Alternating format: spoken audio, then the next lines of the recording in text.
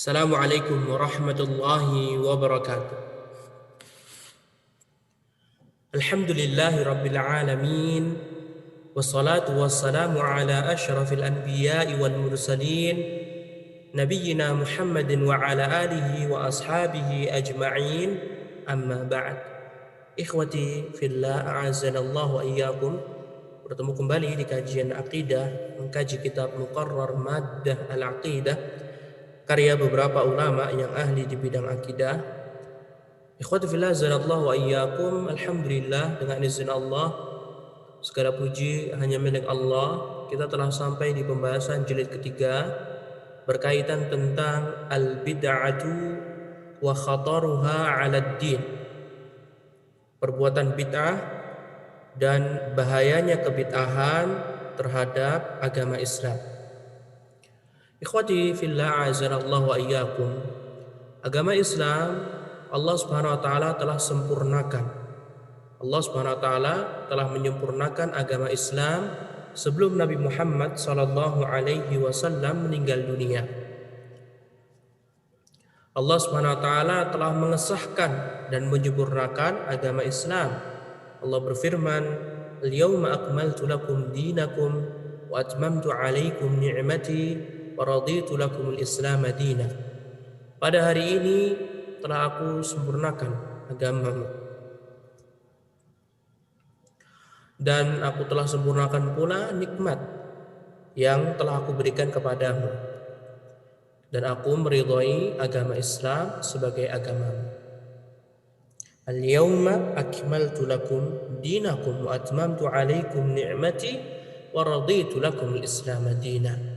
Sehingga seorang muslim dan muslimah wajib meyakini bahwasanya agama Islam merupakan agama yang telah sempurna, agama sempurna, dan tidak perlu adanya penambahan maupun pengurangan setelah Allah Subhanahu wa taala menyempurnakan. Maka barang siapa yang meyakini, baik dari kalangan muslim maupun muslimah, meyakini bahwasannya agama Islam membutuhkan tambahan, membutuhkan pengurangan, maka dia telah mengingkari salah satu firman Allah Subhanahu wa taala dalam surah Al-Maidah yang telah kita jelaskan. Dan barang siapa yang mengingkari, tidak meyakini satu ayat pun dari Al-Qur'an, maka orang tersebut akan keluar dari agama Islam. Oleh karena itu, bid'ah, perbuatan yang tidak ada contohnya dari Rasulullah sallallahu alaihi wasallam, sangatlah diharamkan di dalam agama Islam. Lantas ikhwati fillah, azanallahu wa iyyakum, apa yang dimaksud dengan al-bid'ah? Para ulama di sini menyebutkan al-bid'ah secara bahasa adalah al-ikhtira'u ala ghairi mithalin sabiqin. Membuat sesuatu yang belum pernah sama sekali ada contohnya. Di antaranya adalah firman Allah Subhanahu wa taala, "Badi'us samawati wal ardi." Dalam surah Al-Baqarah ayat 117. Allah Subhanahu wa taala berfirman, "Badi'us samawati wal ardi," ay mukhtari'uha. Maksudnya adalah Allah lah yang menciptakan 7 langit dan bumi yang tidak ada contoh sebelumnya. Jadi Allah Subhanahu wa taala menciptakan langit dan bumi, tidak ada tiruan benda sebelum langit dan bumi.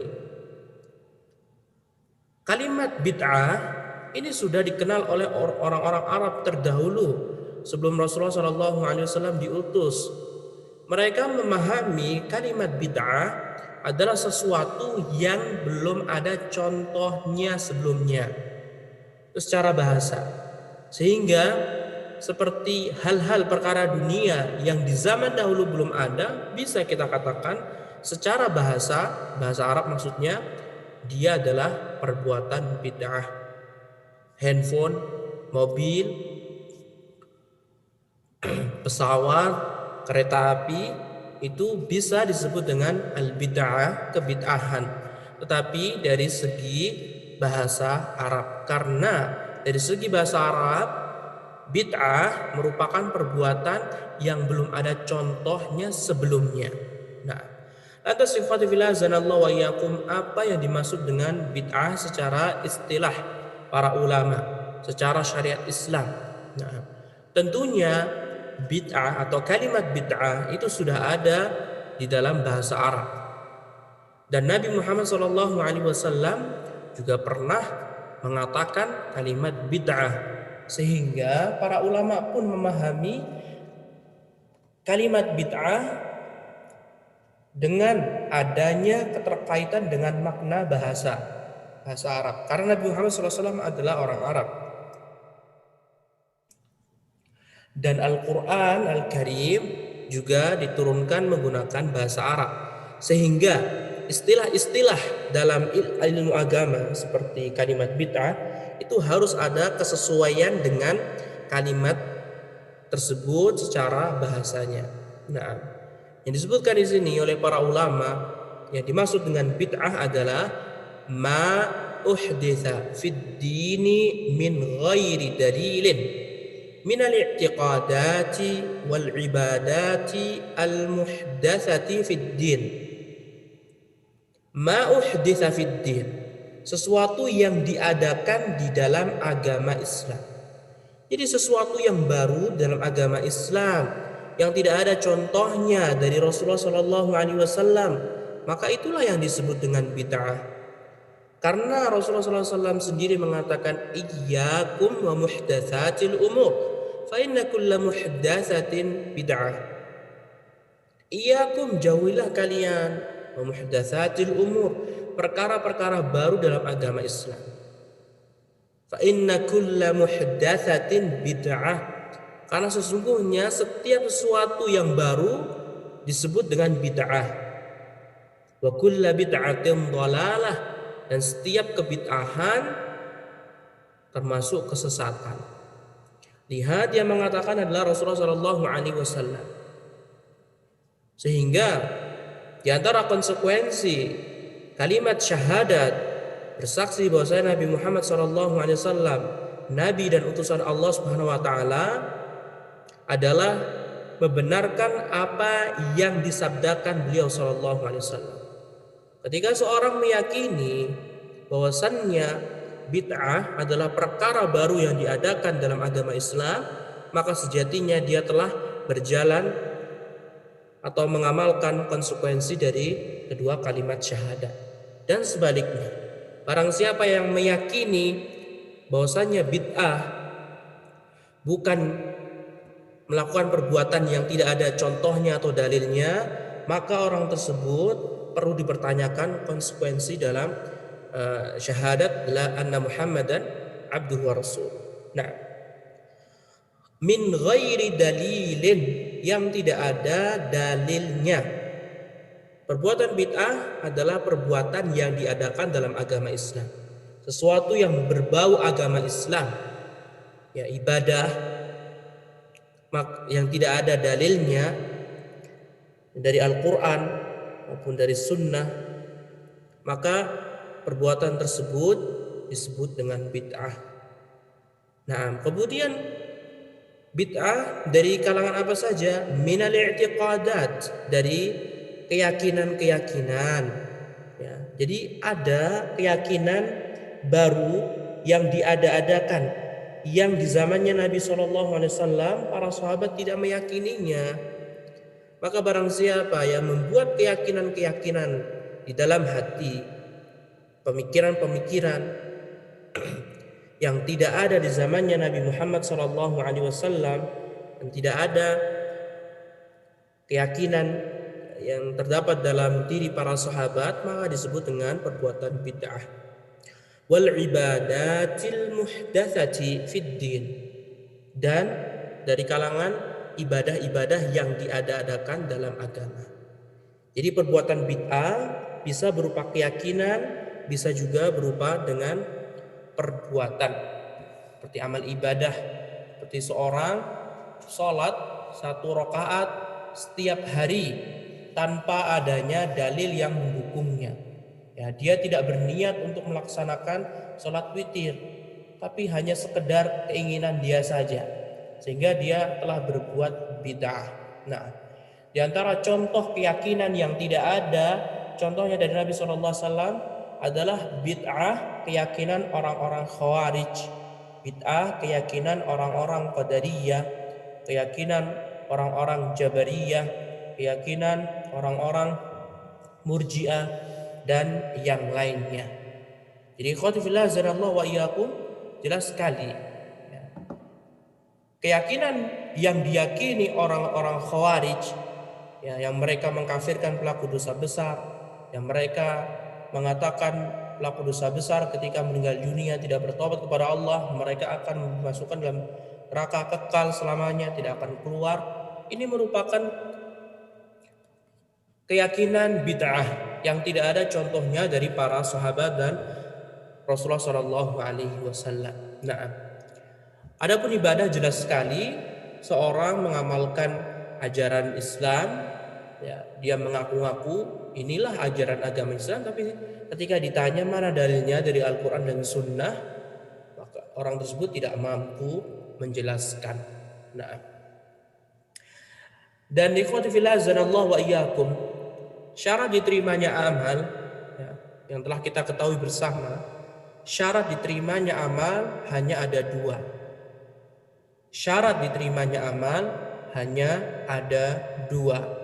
Yang pertama adalah ikhlas karena Allah Subhanahu wa taala. Yang kedua, mutaba'ah, mengikuti petunjuk Rasulullah sallallahu alaihi wasallam. Ikhlas karena Allah Subhanahu wa taala dan mengikuti petunjuk Rasulullah sallallahu alaihi wasallam.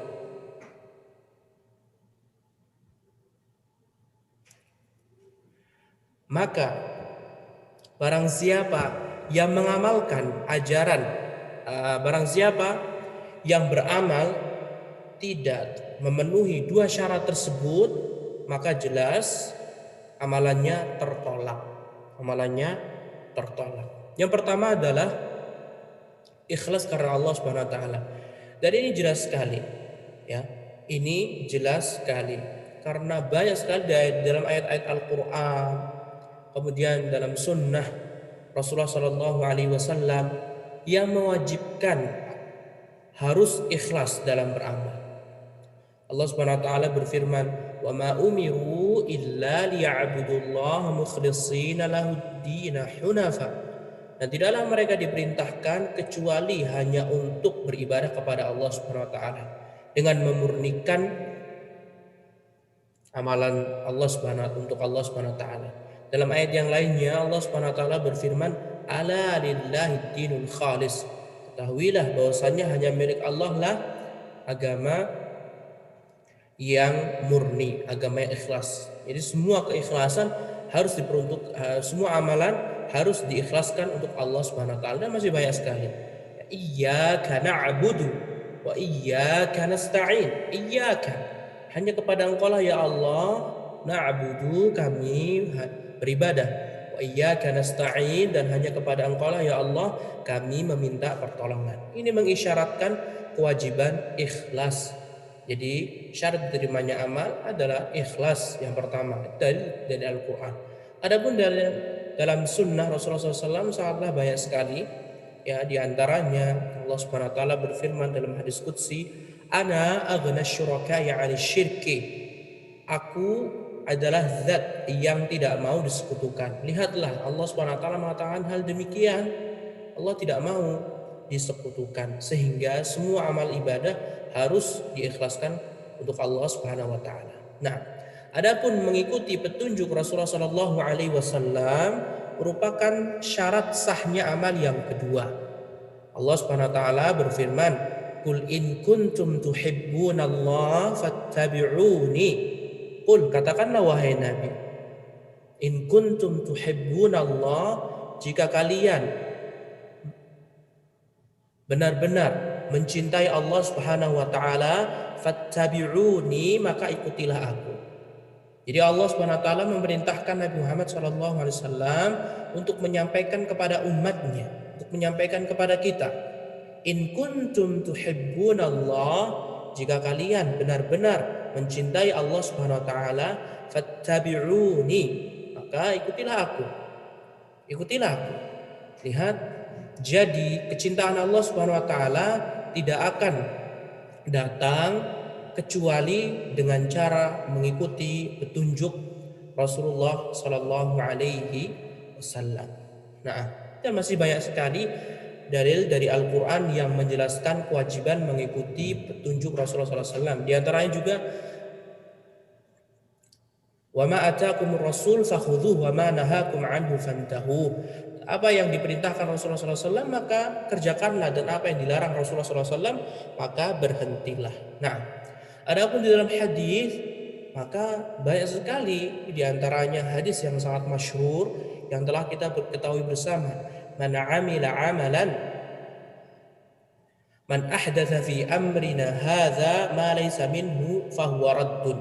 Man ahdatsa fi amrina hadza, barang siapa yang mengadakan perbuatan baru dalam agama kita, dalam agama Islam, ma laysa minhu, yang tidak ada contohnya dari Rasulullah, fahuwa raddun, maka amalan tersebut tertolak, tidak akan diterima oleh Allah Subhanahu wa taala. Kemudian juga man amila amalan laisa alaihi amruna fahuwa raddun, barang siapa yang mengamalkan sebuah amalan yang tidak ada contohnya dari Rasulullah SAW maka tertolak. Jelas sekali. Nah, dan ini merupakan kesepakatan para ulama. Jadi para ulama telah bersepakat sebuah amalan tidak akan pernah diterima oleh Allah SWT kecuali harus terpenuhi dua syarat. Yang pertama ikhlas karena Allah, yang kedua sesuai petunjuk Rasulullah Sallallahu Alaihi Wasallam. Dan para sahabat pun meyakini hal demikian. Nah, Abdullah bin Mas'ud radhiyallahu anhu, beliau suatu ketika pernah didatangi sahabat Abu Musa al-Ash'ari. Kemudian Abu Musa al-Ash'ari pun mendatangi beliau dan memberitahu bahwasannya Abu Musa telah menemui sekelompok orang yang berada di masjid, yang mereka berbuat zikir jama'i. Mereka berbuat zikir jama'i, zikir secara bersama-sama, dipimpin oleh satu orang. Kemudian sang pemimpin mengatakan tasbihlah 100 kali, maka seluruh pengikutnya mengucapkan subhanallah 100 kali. Tahlillah 100 kali, maka semua pengikutnya pun mengucapkan tahlil 100 kali, dan seterusnya. Akhirnya Abu Musa al-Ash'ari pun mengadukan kepada sahabat Abdullah bin Mas'ud, sahabat yang telah dijamin masuk surga oleh Rasulullah Sallallahu Alaihi Wasallam, sahabat yang termasuk as-sabiqun al-awwalun, orang yang pertama kali masuk Islam, sahabat yang sering sekali mendampingi Rasulullah Sallallahu Alaihi Wasallam, Abdullah bin Mas'ud radhiyallahu anhu. Atas Abdullah bin Mas'ud pun pergi bersama Abu Musa al-Ash'ari, singkat cerita, ke masjid tersebut, mendatangi kelompok tersebut yang melakukan zikir jama'i. Oleh karena itu Abdullah bin Mas'ud sontak saja memarahi mereka. Apa yang kalian lakukan? Kata mereka, kami hanya menginginkan kebaikan. Kami ikhlas karena Allah, kami berzikir, kami mengucapkan tasbih, kami mengucapkan tahlil dan yang lainnya.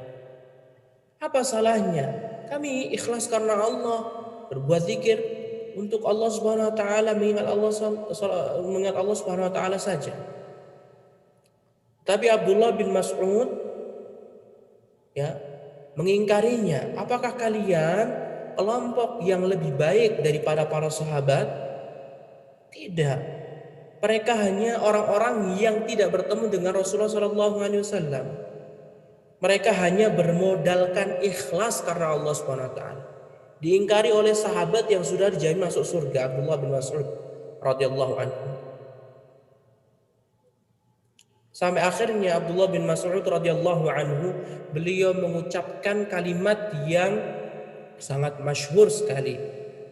Antara mereka berdalih, kita ini ikhlas loh, kita berzikir. Apa salahnya sih berzikir kepada Allah Subhanahu wa taala? Apa salahnya? Hai Abdullah bin Mas'ud, Kata Abdullah bin Mas'ud, kam min muridin lil khairi lan yusibahu. Betapa banyak orang yang menginginkan kebaikan tetapi tidak berjalan di atas jalannya. Kam min muridin lil khairi lan yusibahu. Betapa banyak orang yang menginginkan kebaikan maka salah jalannya. Lihatlah. Tarjun najata wa lam tasluk masalikaha. Innas safinata la tajri 'alal yabasi. Kamu menginginkan kebaikan, kata seorang penyair, kalian menginginkan kebaikan, kalian menginginkan kesuksesan, tetapi kalian tidak berjalan di atas jalannya. Apakah ada sebuah perahu yang berjalan di atas daratan? Tidak ada sama sekali. Tidak ada perahu yang berjalan di atas daratan, tanah, tidak ada. Perahu itu adanya di laut, di air, baru bisa berjalan. Dari sini khawatibillah azanallahu wa iyyakum, sahabat Abdullah bin Mas'ud meyakini dengan seyakin-yakinnya bahwasannya sebuah amal ibadah harus sesuai dengan petunjuk Rasulullah SAW.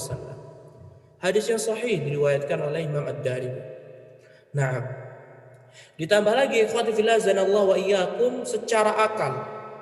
Sekarang kita tanya kepada mereka, siapakah yang memiliki surga dan neraka?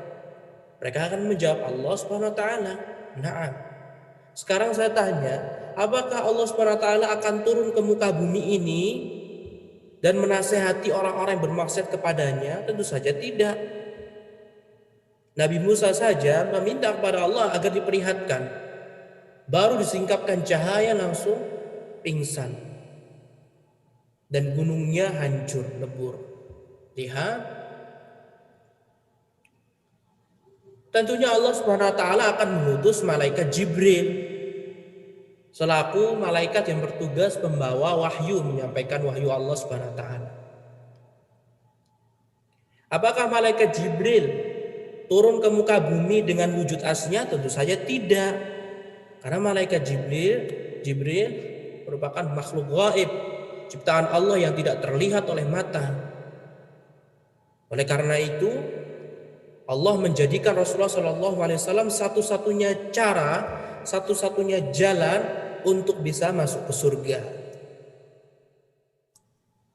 Sehingga ikhwati fillah azanallahu wa iyyakum, ya, secara akal pun barang siapa yang mau masuk surga maka harus melewati Rasulullah SAW. Karena Rasulullah mengambil ilmu dari malaikat Jibril, sedangkan malaikat Jibril mengambil ilmu dari Allah Subhanahu wa taala. Oleh karena itu suatu saat Rasulullah SAW pernah mengatakan, kullu ummati yadkhulunal jannata illa man aba. Seluruh umatku mereka akan masuk surga kecuali orang yang enggan. Sontak saja semua para sahabat bertanya-tanya, orang tidak mau masuk surga dengan segala kenikmatan di dalamnya? Ditanyalah mereka. Mereka bertanya pada Rasulullah SAW, qalu ya Rasulullah wa man ya'ba? Wahai Rasulullah, siapa orang yang enggan masuk surga? Ditanya oleh para sahabat. Kata Rasulullah SAW, man ata'ani dakhalal jannah wa man 'asani dakhalan nar. Wa man 'asani faqad aba. Man ata'ani dakhalal jannah. Kata Rasulullah, barang siapa yang mengikutiku, maka dia akan masuk surga. Dan barang siapa yang bermaksiat kepadaku, tidak mau mengikuti jalanku, tidak mau mengikuti petunjukku, gak mau mengikuti Al-Quran dan hadis, faqad aba, dialah orang yang enggan masuk surga. Dia hadisnya sahih riwayat Bukhari Muslim. Jelas sekali ikhwati fillah azanallahu wa iyyakum. Jalan semuanya ditutup. Jalan memahami agama Islam semuanya ditutup kecuali jalan melalui Al-Quran dan Sunnah. Sehingga agama Islam telah sempurna, tidak perlu lagi tambahan, tidak perlu pengurangan. Tidak ada kebid'ahan, tidak boleh melakukan bid'ah dalam agama Islam. Naam. Kebid'ahan ini ikhwati fillah azanallahu wa iyyakum sangatlah berbahaya. Disebutkan oleh penulis, ya, innal bid'ah wal muhdatsati fid din laha khuturatun 'azimatun wa atharun sayyi'atun 'ala al-fardi wal mujtama'i bal wa 'ala ad-dini kullihi usulihi wa furu'ihi. Sesungguhnya perkara bid'ah, perkara baru dalam agama Islam ini sangatlah berbahaya, memiliki bahaya, memiliki dampak negatif untuk siapa? Tentunya untuk diri sendiri maupun masyarakat umum. Untuk dia sendiri, pelaku bid'ah sendiri, dan untuk kaum muslim secara umum. Bahkan akan berdampak pada agama Islam, akan mengotori agama Islam, baik dari segi akidahnya, ilmu fikihnya, dan yang lainnya. Kebid'ahan jika sudah merajalela akan membahayakan seorang dan kaum muslimin. Bahkan akan memberikan image yang begitu buruk tentang agama Islam. Padahal agama Islam merupakan agama yang indah, agama yang damai sentosa. Jika seorang melakukan perbuatan bid'ah, di antara contohnya mereka perbuatan bid'ah dengan berzikir teriak-teriak, yang sebenarnya tidak ada contohnya dari Rasulullah SAW dan para sahabatnya. Dia berzikir bersama-sama mengganggu tetangganya yang non-muslim, sehingga non-muslim pun akan mengecap negatif agama Islam. Apaan sih masa Islam seperti ini? Dan ternyata setelah dicek, di cross check, dicari tahu, agama Islam tidak mengajarkan zikir dengan teriak-teriak. Rasulullah SAW pernah menyuruh sahabatnya ketika berzikir jangan teriak-teriak, ketika berdoa jangan teriak-teriak, karena Allah Subhanahu wa taala Maha mendengar. Zikirlah, berdoalah dengan ucapan yang lirih. Lihat, dampak bid'ah memberi cap negatif, penilaian negatif untuk agama Islam. Dan untuk pribadi sendiri akan ada. Ketika kita bergaul dengan saudara kita, ketika kita bergaul dengan teman-teman kita, ketika kita melakukan perbuatan bid'ah yang tidak ada contohnya dari Rasulullah SAW, maka suatu saat akan kembali dampak negatifnya kepada kita dan untuk masyarakat secara luas. Nah, di sini para penulis memberikan beberapa penilaian akan bahayanya perbuatan bid'ah secara garis besar. Ya, masih banyak sekali dampak negatif dari perbuatan bid'ah, tapi penulis hanya menyebutkan beberapa saja. Nah, yang pertama, kebid'ahan akan mengantarkan kepada kekufuran.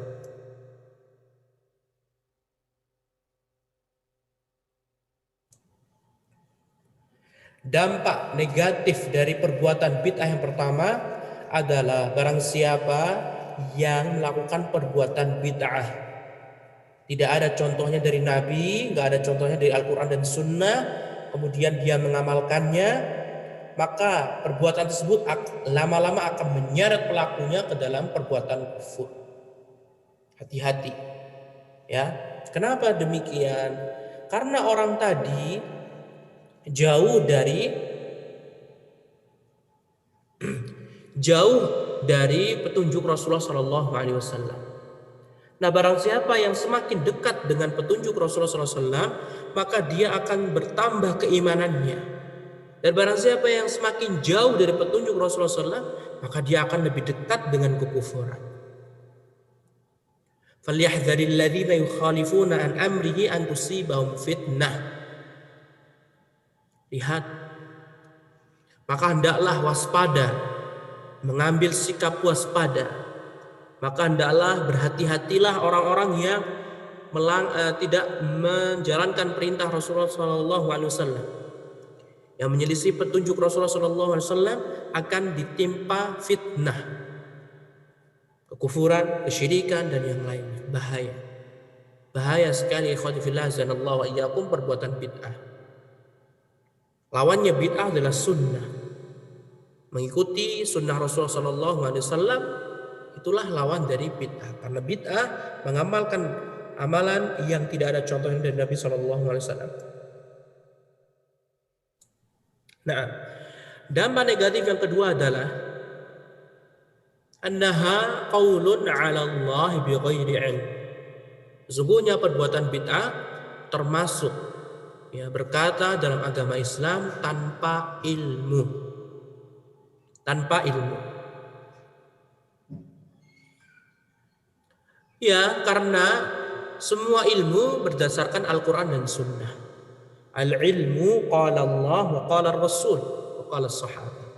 Ilmu itu apa yang dikatakan oleh Allah di Al-Quran, apa yang disabdakan oleh Rasulullah SAW dalam hadis, dan ilmulah yang dibawa para sahabat.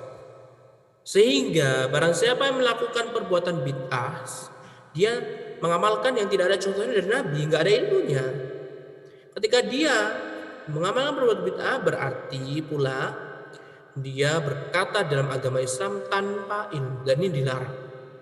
Dan ini dilarang. Bahkan Allah SWT menderajatkan sama perkataan dalam agama Islam tanpa ilmu dengan kesyirikan. Maka berhati-hatilah.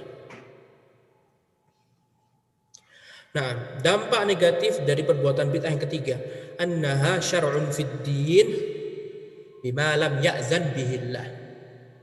Dia telah membuat syariat dalam agama ini yang tidak ada izin dari Allah Subhanahu wa taala. Am lahum syuraka'u syara'u lahu bihi minad din ma lam ya'zan bihillah.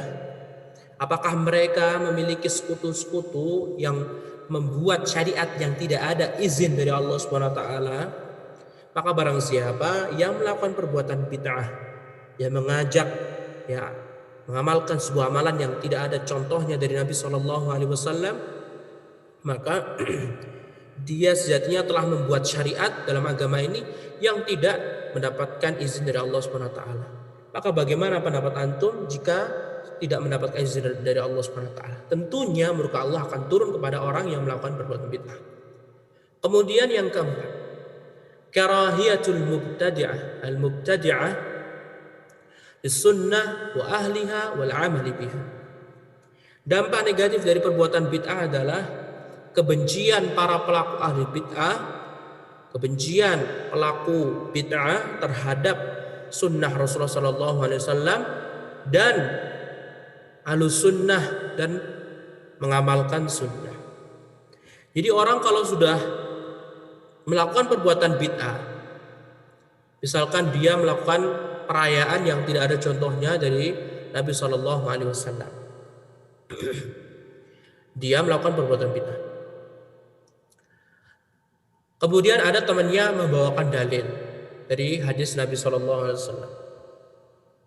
Dampak negatifnya ketika orang tadi diberitahu ini loh sunnah Rasulullah SAW, maka orang yang berkeyakinan bid'ah tadi, yang berpemahaman bolehnya melakukan perayaan tertentu, dia akan menolak, dia akan benci kepada sunnah Nabi. Padahal sunnah itulah yang sahih.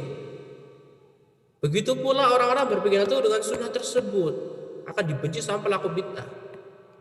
Dan orang tadi tidak akan mengamalkan sunnah Rasulullah SAW tadi. Nah, sehingga ini betapa bahayanya bid'ah. Kemudian juga dampak negatif dari perbuatan bid'ah atau betapa bahayanya bid'ah. Yang kelima adalah raddu amalil mubtadi'ah. Tertolaknya amalan ahlul bid'ah. Siapapun yang melakukan amalan tidak ada contohnya dari Nabi SAW, maka dia tertolak, capek, habis waktu, habis tenaga, amalnya tidak diganjar, tidak diberi pahala oleh Allah Subhanahu wa taala. Yaitulah akibat orang-orang yang melakukan perbuatan tanpa adanya dalil, tanpa adanya contoh dari Nabi SAW. Rasulullah SAW bersabda dalam hadis yang sahih, riwayat Imam Bukhari, Imam Muslim, dengan gamblangnya Rasulullah mengatakan, "Man ahdatsa fi amrina hadza ma laysa minhu fa huwa raddun." Barang siapa yang melakukan perbuatan baru mengadakan amalan baru di urusan kami di dalam agama Islam, ma laisa minhu, yang tidak ada dalilnya, tidak ada kaitan dengan agama Islam, gak ada contohnya dari Nabi, kata Rasulullah, fahuwa raddun, maka dia tertolak. Ya, capek, harta terkadang bisa hilang, ya kan? Perayaan-perayaan itu loh. Beberapa orang kaya mengumpulkan, mendonasikan harta mereka untuk melakukan perayaan yang tidak ada contohnya dari Nabi SAW. Habis uang, melayang uang, gak dapat pahala, karena dia mendonasikan hartanya untuk amalan yang tidak ada contohnya dari Nabi SAW. Ini jelas sekali Rasulullah SAW mengatakan hal demikian. Sehingga jauhilah perbuatan bid'ah. Kemudian bahaya bid'ah yang keenam adalah su'ul aqibah. Kelak di hari kiamat dia akan menyesal. Di hari kiamat dia akan menyesal. Orang-orang melakukan perbuatan bid'ah dia akan menyesal. Di saat orang-orang yang lainnya yang berpegang teguh dengan sunnah Rasulullah SAW dapat dan diizinkan untuk meminum dari telaga Rasulullah SAW, maka lain halnya dengan pelaku bid'ah. Pelaku bid'ah, segerombolan ahli bid'ah, mereka mendatangi telaga Rasulullah SAW. Seketika dihalau oleh para malaikat, stop, pergi kalian. Kemudian Rasulullah SAW pun keluar dan mengatakan, ummati, itu adalah umatku wahai malaikat, kenapa kamu mengusirnya? Kemudian kata malaikat, fa innaka la tadri ma yuhdithuna ba'dak. Hai Nabi, kamu tidak mengetahui apa yang telah mereka lakukan sepeninggalmu. Lihat, dalilnya jelas sekali. Malaikat melarang mereka, pelaku ahlul bid'ah, untuk tidak boleh meminum telaga Rasulullah SAW. Padahal dengan meminum telaga Rasulullah SAW tidak akan pernah haus selamanya setelah itu. Bahaya. Di akhirat pun pelaku bid'ah sengsara, menyesal. Su'ul aqibah. Nah, kemudian yang ketujuh, dampak negatif dari perbuatan bid'ah, adamut taubati minal bid'ati fil ghalib. Sangat sedikit sekali orang yang bisa bertaubat dari dari perbuatan bid'ahnya. Ya, bid'ah itu atau amalan bid'ah yang dilakukan seorang itu ibarat keyakinan yang masuk ke pemikirannya. Ketika orang sudah di dalam pikirannya sudah meyakini bahwa ini loh yang benar seperti ini, melakukan amalan seperti ini, maka sedikit sekali orang yang akan taubat. Sehingga dari sini ikhwati fillah azanallahu wa iyyakum, pelaku bid'ah mereka terkena syubhat. Dan syubhat ini tidak akan pernah hilang kecuali dengan ilmu dan izin Allah Subhanahu wa taala. Dan orang tadi harus benar-benar meminta petunjuk pada Allah Subhanahu wa taala. Maka jika seorang tadi yang melakukan perbuatan bid'ah, dia tidak meminta taufik dari Allah dan tidak belajar dengan ikhlas, maka Allah akan tetap menempatkan dia tenggelam dalam kebid'ahannya. Nah, ini ikhwan fillah azanallahu wa iyyakum, betapa bahayanya mengamalkan bid'ah. Karena orang yang melakukan perbuatan bid'ah, dia di atas keyakinan, dia mengira dia itu di atas kebenaran. Dia mengamalkan sebuah amalan yang tidak ada contohnya dari Nabi SAW. Maka dia akan meyakini bahwasanya dialah yang benar. Padahal yang benar adalah mengikuti petunjuk Nabi. Kita nggak boleh maju, tidak boleh mundur, bergerak ke kanan, ke kiri, kecuali dengan dalil. Oleh karena itu Rasulullah SAW bersabda dalam hadis, yang diriwayatkan oleh Ibnu Majah dengan sanad yang sahih. Innallaha ihtajara at-taubata an kulli sahibi bid'atin hatta yad'a bid'atahu. Sesungguhnya Allah Subhanahu wa taala akan mencegah taubatnya pelaku bid'ah sampai mereka benar-benar dari dalam hati ada niat untuk meninggalkan perbuatan bid'ahnya. Baik bid'ah yang berupa keyakinan, pemikiran maupun bid'ah secara amaliyah. Lihat, Rasulullah SAW bersabda, sesungguhnya Allah SWT akan mencegah orang pelaku bid'ah untuk bertaubat kepada Allah sampai dalam hatinya dia ada keinginan keras untuk meninggalkan bid'ah. Kalau orang tidak ada dalam hatinya, dalam lubuk hatinya, gak ada keinginan untuk meninggalkan kebid'ahannya, ya sampai kapanpun dia tidak akan pernah bertaubat kepada Allah SWT. Nah, karena ini bahaya sekali. Jangan pernah sekali-kali bermain-main dengan api kebid'ahan. Nah, kemudian yang ke-8,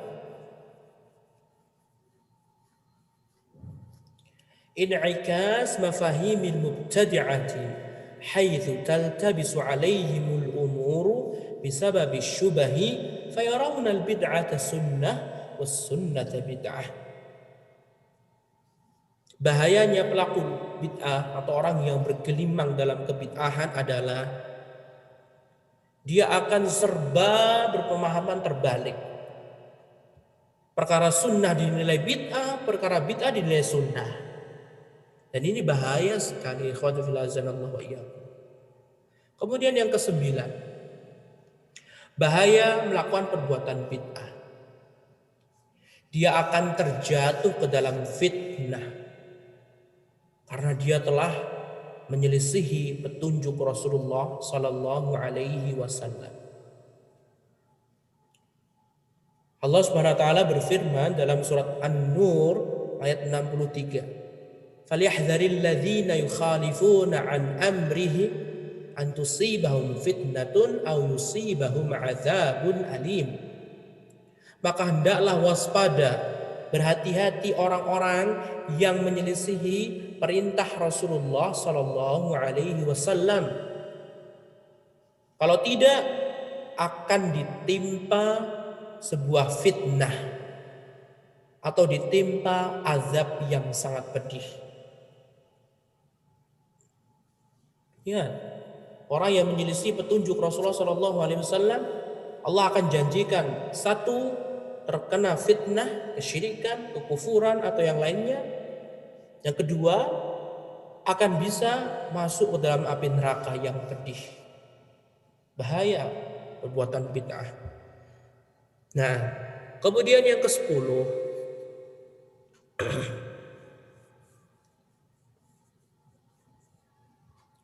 pelaku bid'ah dia akan ujub. Dia mengira bahwasanya dia menemukan sesuatu dalam syariat Islam. Dia mengira bahwasanya dia telah mendapatkan hasil dari penelitiannya. Oh, ini loh saya dapatkan, ilmu saya ini terbaru. Padahal sejatinya salah. Karena Allah SWT telah menyempurnakan agama Islam ini. Al-yauma akmaltu lakum dinakum wa atmamtu 'alaikum ni'mati wa raditu lakum al-Islam dinan. Nah, kemudian bahaya perbuatan bid'ah yang ke-11. Al-mubtadi'u yahmilu wizrahu wa wizra kulli man tabi'ah. Pelaku bid'ah dia akan memboyong dosanya dan dosa orang-orang yang diajaknya. Bahaya ketika Allah SWT memberikan antum kedudukan di masyarakat, maka harus berhati-hati. Jangan sampai melakukan atau mengajak perbuatan yang tidak ada contohnya dari Nabi SAW. Barang siapa yang mengajak orang lain mengikuti hawa nafsunya, melakukan perbuatan bid'ah, siap saja orang tadi akan membawa pahala orang-orang yang diajak, dosa orang-orang yang diajak. Karena Rasulullah SAW bersabda dalam hadis yang sahih, riwayat Imam Al-Bukhari dan Muslim, "Man da'a ila dhalalatin fa'alaihi wizruha wa wizru man tabi'ahu min ghairi an yanqusa min awzarihim syai'un." Barang siapa yang menyuruh orang lain kepada kesesatan, ya, dalam hadis Rasulullah SAW menjelaskan bahwa bid'ah itu sesat. Iyyakum wa muhdatsatil umur, fa inna kulla muhdatsatin bid'ah wa kulla bid'atin dhalalah, ya kan? Ya, jauhilah kalian perkara baru. Karena perkara baru termasuk bid'ah, sedangkan bid'ah termasuk kesesatan. Maka barang siapa yang mengajak orang lain menuju kesesatan di antara bid'ah, kata Rasulullah, fa'alaihi wizruha, maka dia akan mendapatkan dosanya, wa wizru man tabi'ahu, dan dia akan membawa juga yang pemimpin bid'ah tadi dosa orang-orang yang mengikutinya, min ghairi an yanqusa min auzarim syai'un, tanpa berkurang sama sekali dari dosa-dosanya. Lihat bahaya perbuatan bid'ah, ya. Karena Rasulullah SAW berdakwah di atas ilmu. Rasulullah SAW, beliau ini 23 tahun berdakwah, 13 tahun di Mekah, 10 tahun di Madinah. Rasulullah berdakwah di atas ilmu. Qul hadhihi sabili ad'u ila Allah ala basiratin ana wa man ittaba'ani. Katakanlah wahai Nabi pada umatmu, hadhihi sabili, inilah jalanku, ad'u ila Allah, aku berdakwah kepada Allah Subhanahu wa taala, menyeru agama Islam ala basiratin, di atas ilmu, ana wa man ittaba'ani, inilah jalanku dan jalan orang-orang mengikutiku. Maka barang siapa yang berdakwah tanpa ilmu, mengajak orang lain berbuat bid'ah, maka dia dianggap orang yang tidak mengikuti petunjuk Rasulullah SAW dalam berdakwah, dan dia secara tidak langsung meyakini bahwasanya Rasulullah SAW berdakwah tidak di atas ilmu. Bahaya, membidik, mentaan, mencela Rasulullah SAW berdakwah tanpa ilmu. Nah, karena itu harus berhati-hati perbuatan bid'ah. Nah, kemudian bahaya bid'ah yang ke-12.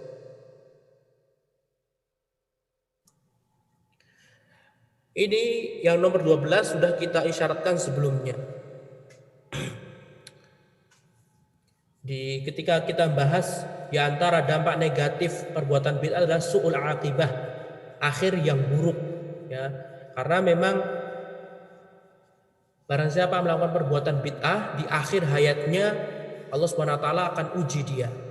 Dan di akhirat pun, ya, Allah tidak akan mengizinkan pelaku bid'ah untuk dapat meminum telaga Rasulullah Sallallahu Alaihi Wasallam.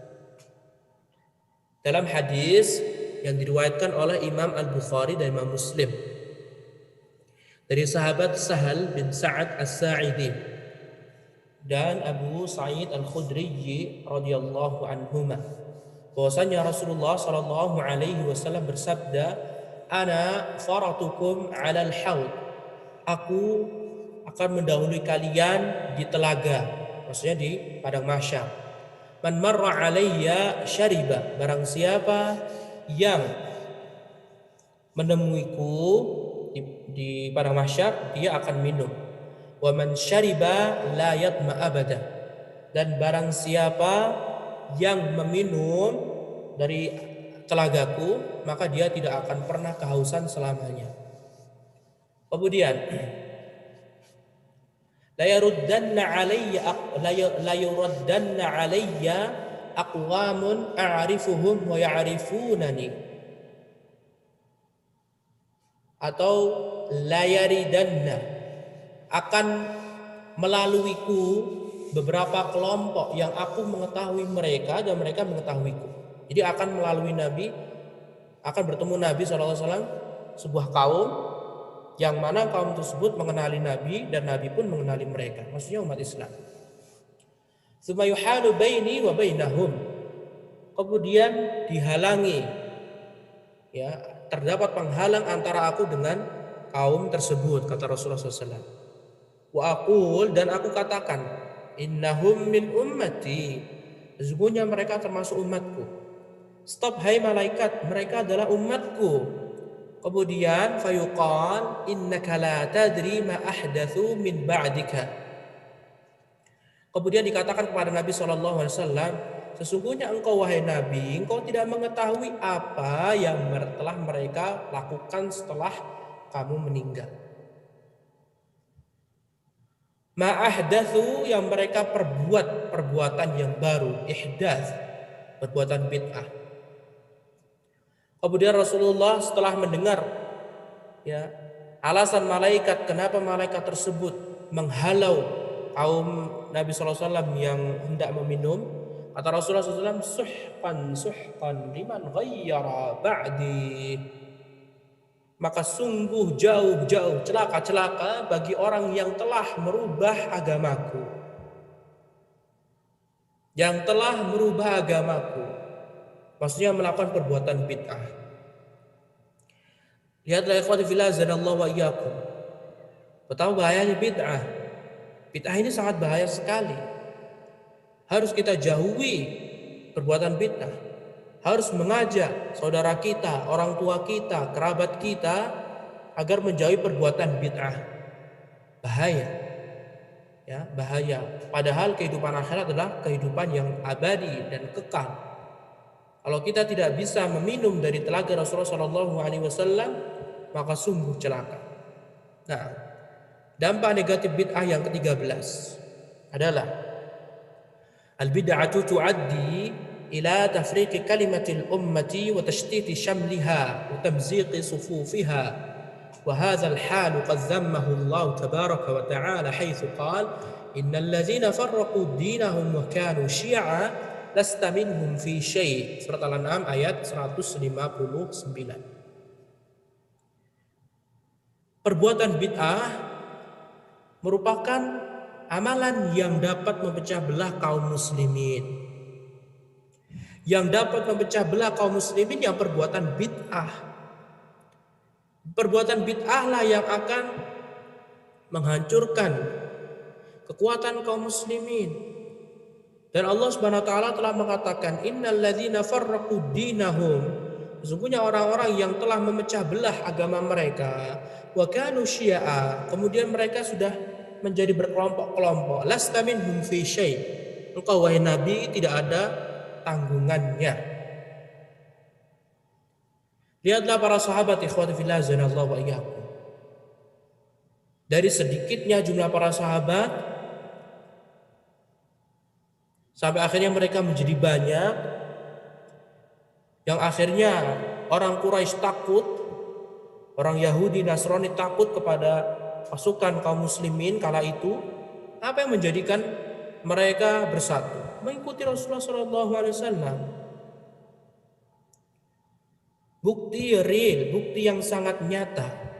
Barang siapa yang mengikuti petunjuk Rasulullah SAW, maka dia akan menjadi satu. Persatuan akan tumbuh dengan mengikuti petunjuk Rasulullah SAW. Tapi jika tidak mengikuti petunjuk Rasulullah SAW, lebih cenderung kepada mengikuti hawa nafsunya, melakukan perbuatan bid'ah, justru itulah yang akan memecah belah kaum muslimin. Nah, ikhwati fillah azanallahu wa iyyakum, inilah 13 dampak negatif dari perbuatan bid'ah. Sejatinya perbuatan bid'ah ini merupakan dampak negatif dari perbuatan bid'ah sangatlah banyak sekali. Ini saja para ulama menyebutkan beberapa hal-hal yang poin. Intinya adalah bid'ah sangatlah berbahaya untuk kaum muslimin, baik individu maupun secara umum universal, dan juga akan memberikan penilaian negatif untuk agama Islam.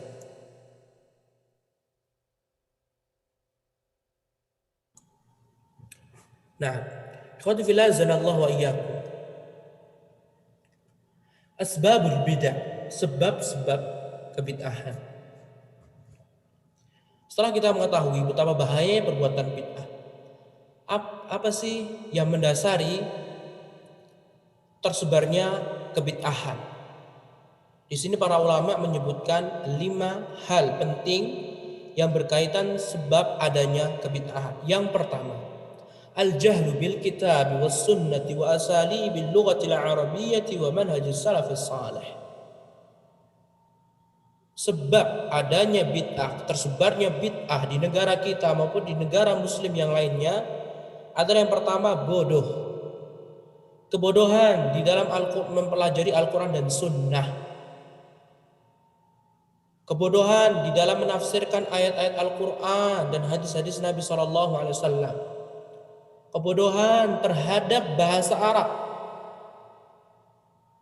Tidak faham ilmu nahwu, tidak faham ilmu sharaf, tidak faham ilmu bahasa Arab. Bahaya. Karena Al-Quran dan Sunnah bahasa Arab, Rasulullah berbicara bahasa Arab. Kalau orang tidak faham, tidak pandai tentang bahasa Arab, maka itulah kunci bid'ah tersebar luas. Dan juga kebodohan terhadap metode manhaj jalannya para salafus saleh. Tidak mengetahui sikap para sahabat, sikap para pengikut sahabat dan orang-orang mengikuti mereka dengan baik. Tidak mengetahui, tidak mau mengkaji manhaj salafus saleh. Bagaimana para salafus saleh mereka benar-benar beragama, tidak mau acuh, cuek. Maka itulah yang mendasari bid'ah tersebar kemana-mana. Kemudian yang kedua yang mendasari bid'ah bisa tersebar adalah ittiba'ul hawa, mengikuti hawa nafsu. Mengikuti hawa nafsu, ya, mengikuti akal fikirannya saja. Akal fikirannya, ya kalau Nabi kan Nabi sudah diampuni, kalau saya kan belum diampuni, ya sudah saya harus melakukan banyak amalan. Lakukan banyak amalan tapi nggak ada contohnya dari Nabi SAW. Hakikatnya dia mengikuti hawa nafsunya, mengikuti hawa nafsunya, pemikiran dia yang sesat. Dan alangkah banyaknya. Dan terkadang beberapa pemimpin atau tokoh mereka takut kehilangan jamaahnya. Ketika mereka takut menghilangkan jamaahnya, maka dia harus mau tidak mau mencari amalan-amalan terbaru yang kira-kira dirasa nyaman di hati, walaupun tidak ada contohnya dari Nabi SAW. Akhirnya mereka mengambil hari khusus dalam setiap pekannya, berkumpul membaca surat tertentu. Demi apa? Demi hawa nafsunya, demi mendapatkan simpati dari pengikutnya. Dia takut kalau misalkan tidak ada acara sepekan sekali dirutinitaskan membaca ayat tertentu atau surat tertentu, jamaahnya akan pergi. Sebab dari kebid'ahan. Kemudian yang ketiga, at-ta'alluqu bisyubuhat. Di antara sebab kebid'ahan adalah at-ta'alluqu bisyubuhat. Ya, terdapat syubhat, dia terkena syubhat. Ya, kelompok-kelompok sesat Khawarij, Mu'tazilah dan yang lainnya, mereka terkena syubhat. Tetapi ketika mereka terkena syubhat, mereka tidak mau menghilangkan syubhatnya. Oleh karena itu bahaya. Orang yang sudah melakukan bid'ah itu jarang akan taubat. Orang kalau sudah memiliki pikiran, ya, dalam pikirannya, oh ini loh seperti ini. Terlebih kalau sudah punya pengikut banyak, dia tidak akan pernah bisa bertaubat. Yang akan bisa mengobati syubhat adalah ilmu. Penyakit syubhat akan hilang dengan ilmu. Penyakit syahwat akan hilang dengan kesabaran. Sebab tersebarnya perbuatan bid'ah adalah syubhat yang menancap di pikiran tokoh-tokoh. tokoh yang dituakan di masyarakat, tokoh agama.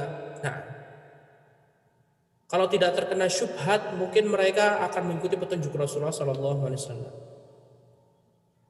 Sebab bid'ah yang keempat adalah al-i'timadu 'alal aqlil mujarradi, terlalu bersandar kepada akal saja, sebagaimana yang sudah kita sebutkan.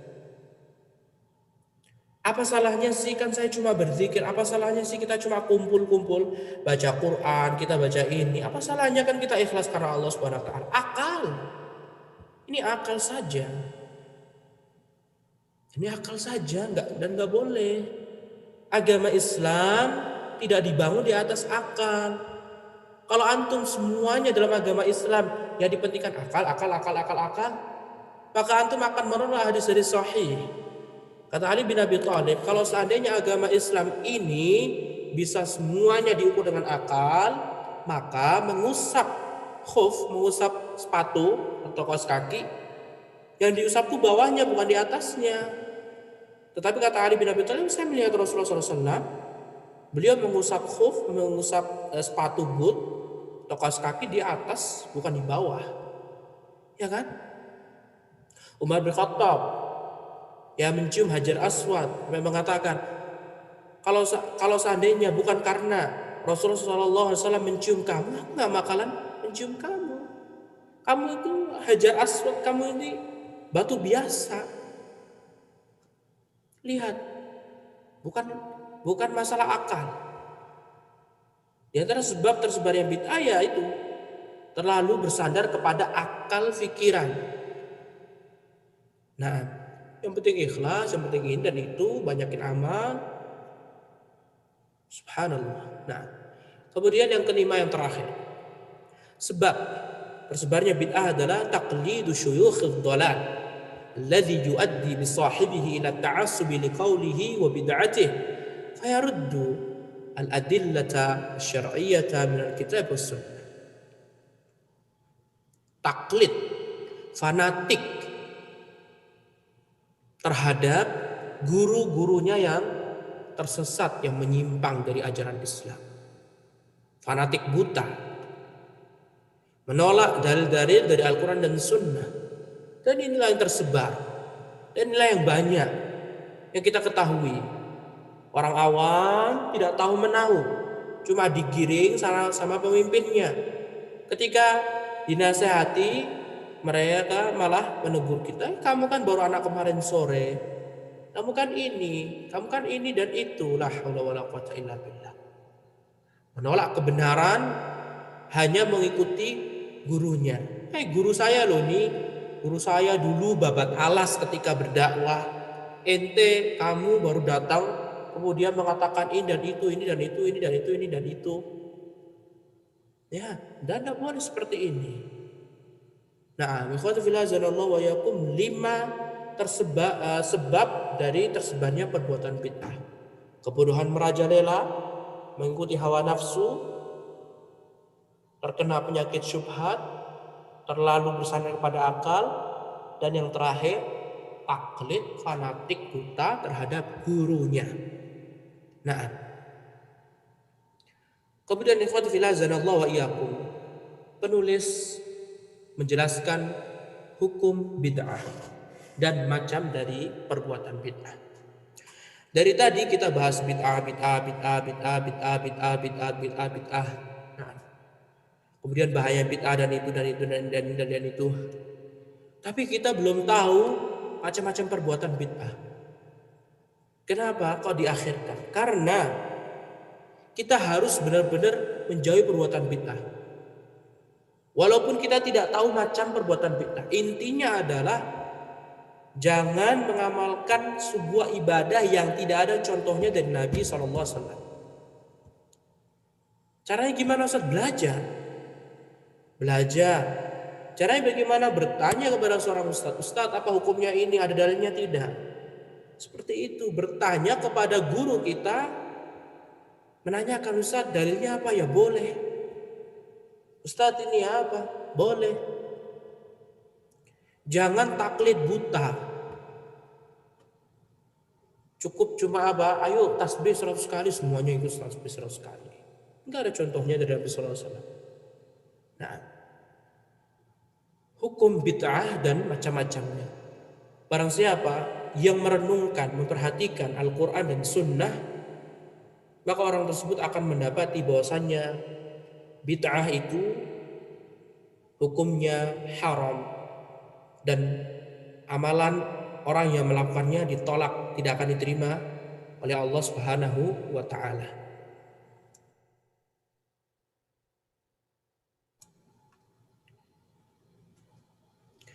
Dan kalau kita perhatikan juga di Al-Qur'an, Allah Subhanahu wa taala dan juga di hadis Rasulullah sallallahu alaihi wasallam, ya, mereka Allah dan Rasulnya tidak membedakan bid'ah, ya. Walaupun bid'ah sendiri ada tingkatannya, ya, bid'ah memiliki tingkatan-tingkatan. Karena memang walaupun bid'ah memiliki tingkatan, Rasulullah Shallallahu Alaihi Wasallam melarang kebid'ahan, perbuatan bid'ah tanpa memperinci. Lihatlah hadis yang sahih riwayat Imam Bukhari, Imam Muslim. Rasulullah Shallallahu Alaihi Wasallam bersabda, "Iyyakum wa muhdatsatil umur." Jauhilah kalian perbuatan baru dalam agama. Fa inna kulla bid'atin dhalalah.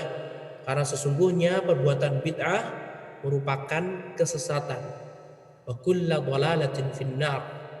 Ini tambahannya, dan setiap kesesatan adanya di dalam neraka. Dan juga hadis yang telah kita sebutkan sebelumnya, man ahdatsa fi amrina hadza ma laysa minhu fahuwa raddun. Barang siapa yang mengadakan perbuatan baru di agama ini yang tidak ada contohnya dari kami, maka amalannya tertolak. Hadis sahih riwayat Imam Bukhari dan Imam Muslim juga. Kalau kita perhatikan dua hadis tersebut, ya, dua hadis tersebut, maka kita akan mengambil kesimpulan, maka barang siapa yang melakukan perbuatan bid'ah dalam agama, maka ini semuanya dilarang, haram hukumnya. Dan semua perbuatan bid'ah tertolak, gak akan diterima oleh Allah Subhanahu wa taala. Baik perbuatan bid'ah yang berkaitan tentang akidah seperti pemikiran kelompok sesat, orang-orang Khawarij, orang-orang Mu'tazilah dan yang lainnya, maupun perbuatan bid'ah amaliyah, ya, melakukan ibadah yang tidak ada contohnya dari Nabi sallallahu alaihi wasallam. Ini semuanya diharamkan. Ini semuanya diharamkan. Sehingga ikhwati fillah zanallahu wa iyyakum, untuk macam dari perbuatan bid'ah pun berbeda-beda. Ada perbuatan bid'ah yang sampai ke derajat kekafiran. Ini perbuatan bid'ah yang dapat mengeluarkan pelakunya dari agama Islam. Contohnya disebutkan oleh penulis adalah seperti at-tawaf bil qubur taqarruban ila ashabiha. Seorang tawaf di kuburan dalam rangka untuk mendekatkan orang yang meninggal. Jadi ada kuburan wali fulan, kemudian orang tersebut tawaf 7 kali, berapa kali, tujuannya untuk mendekatkan diri. Ini jelas perbuatan bid'ah, tidak ada contohnya dari Nabi, tidak ada contohnya dari para sahabat, sehingga dihukumi bid'ah yang dapat mengeluarkan dari agama Islam. Kemudian juga contoh yang mengeluarkan dari agama Islam, taqdimuz dzabaih wan nuzur laha, ya, menyembelih hewan kurban atau bernazar untuk kuburan tertentu. Ini merupakan kebid'ahan yang dapat mengeluarkan dari agama Islam.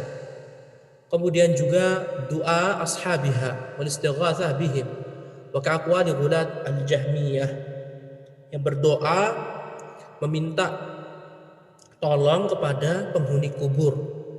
Ya, orang-orang yang sudah meninggal dunia, mereka tidak bisa dimintai bantuan.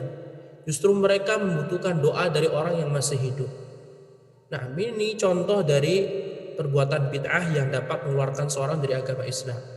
Ada juga perbuatan bid'ah yang dapat menghantarkan kepada kesyirikan. Ya, perbuatannya bid'ah, tapi tidak bisa mengeluarkan dari agama Islam. Tetapi bahaya karena dia akan menyeret kepada kesyirikan. Contohnya disebutkan oleh penulis al-bina'u 'alal quburi was-salatu wad-du'a'u 'indaha. Membangun sebuah bangunan di atas kuburan dan sholat di kuburan dan berdoa kepada Allah di samping kuburan. Ini semuanya merupakan wasilah pengantar, ya, jembatan menuju kesyirikan, harus ditinggalkan. Kemudian juga ada bid'ah yang berupa rusaknya keyakinan, seperti bid'ahnya orang-orang Khawarij, bid'ahnya orang-orang Qadariyah, orang Murji'ah, ya, dan yang lainnya, yang mereka jelas perkataan mereka dan keyakinan mereka benar-benar menyelisihi pemahaman para sahabat ridwanullah alaihim ajma'in. Kemudian juga ada bid'ah yang sifatnya maksiat kepada Allah Subhanahu wa taala, seperti bid'ah at-tabattul, bid'ah tidak mau menikah, menyendiri dalam beribadah kepada Allah saja. Nah, atau dan juga siyamud dahar, berpuasa sepanjang hari tanpa berbuka, dan nggak boleh. Kemudian qiyam fi syams, ya, berdiri di tengah-tengah matahari, ini merupakan kebid'ahan. Nah, dan banyak yang lainnya yang tidak bisa disebutkan, ya, seperti melakukan puasa yang tidak ada contohnya dari Nabi, melakukan sholat yang tidak ada contohnya dari Nabi SAW. Nah, itu semuanya melakukan termasuk perbuatan bid'ah. Intinya, ikhwan fillah azanallahu wa iyyakum, perbuatan bid'ah adalah perbuatan yang diharamkan oleh Allah dan Rasul-Nya, baik berupa perkataan maupun perbuatan maupun keyakinan dalam hati, yang tidak ada dalilnya dari Rasulullah Sallallahu Alaihi Wasallam.